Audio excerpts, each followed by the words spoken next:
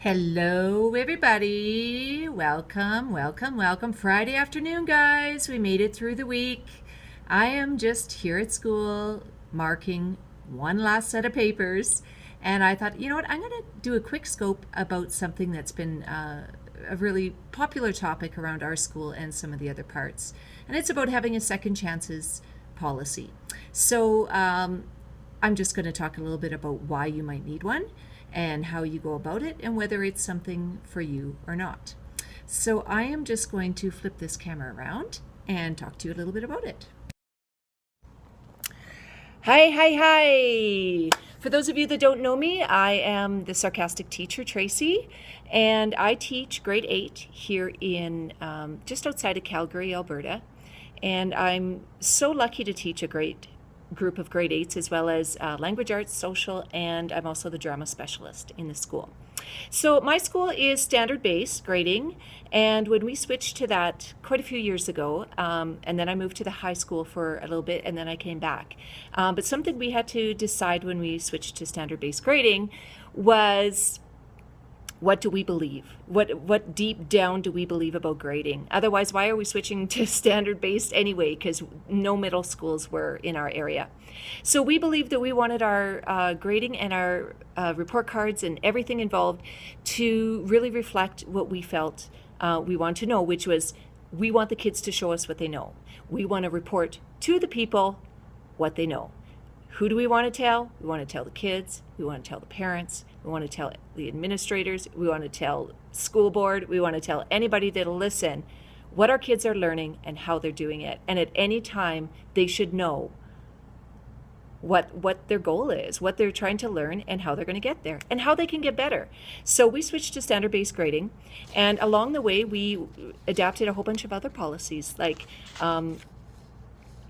we don't give zeros. And, that was a big one because we have a lot of uncompleted work. When I went to the high school, holy moly, incomplete work. So I've been kind of tweaking with this plan for about the last, about 5 years or so. And I think I've got it to a place where I really, really like it. And where it is a piece that's part reflection, part revise, and then resubmit.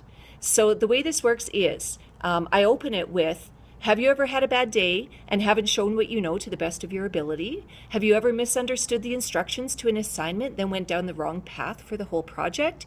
These things sometimes happen. Sometimes we just aren't thinking, and we as in them, and they didn't follow instructions, and they didn't study, and they didn't whatever. But you know what? That's what they knew at that moment. I think they know more. But if we kept taking in every single thing that we had, and if we kept taking, letting them take tests over and over again, I'm not sure if we're teaching them the skills that we need as to, you need to study for this so that you can build upon for something else. So we tried retesting, we tried just handing things in again, trying to keep up with the marking, trying to keep up with the reporting. It was very, very, very hard to do. So I've tried a lot of it, and this is what I came up with.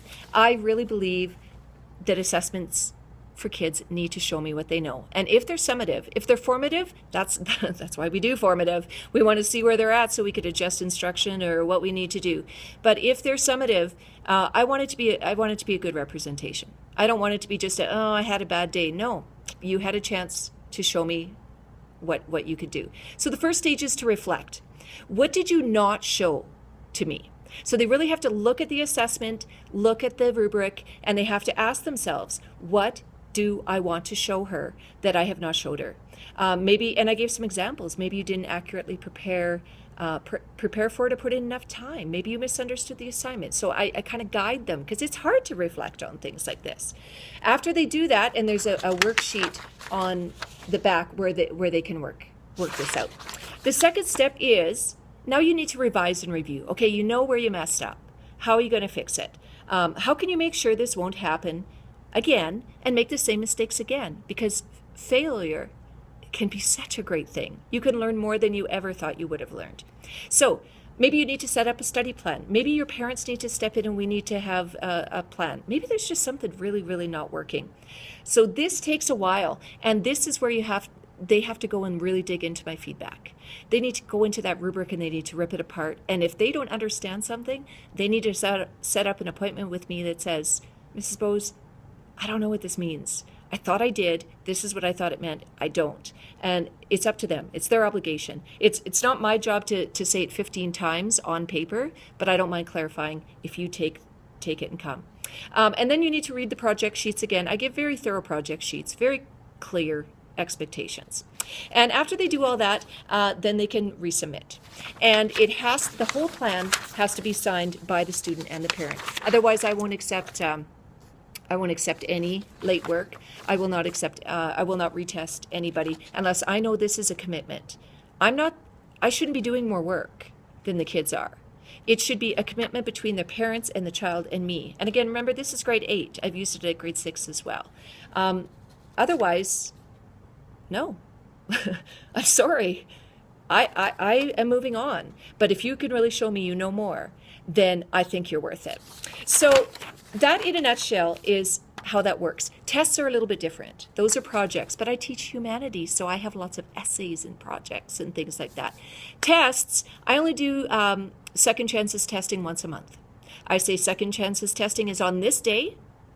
Here is a sign-up sheet. I have it hanging where it says second chances. And if there's a test that you want to take again, you have to sign up. Because I need to know what tests I need to have. Maybe I have second copies of some. What tests do I need? I need to be prepared. So they have to sign up by a certain day, and then on that day come, and I'll have a new assessment ready for them. And they can't just say, yeah, I want to retest, and then not do anything to prepare for it. And they have to attach this guideline to their sheet as well. Okay, so if you have any other questions about this, I know it's a really hot topic because we feel like we're not preparing kids for the world, we're letting them redo things, but I tell you, sometimes we mess up, sometimes we didn't get it the first time. And my goal, I just had to ask, what is my goal?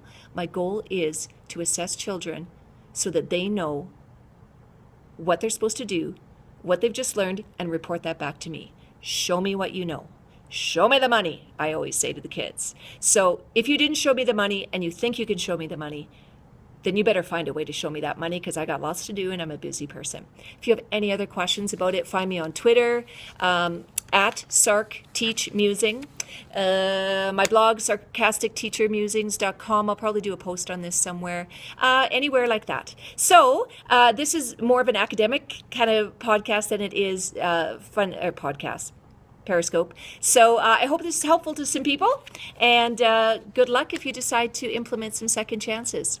It's really interesting what kind of work comes out of it, and who takes those second chances, who actually steps up and does it. I'd love to hear what you guys do. So reach out, and hopefully we'll talk to you soon. Take care. Bye-bye.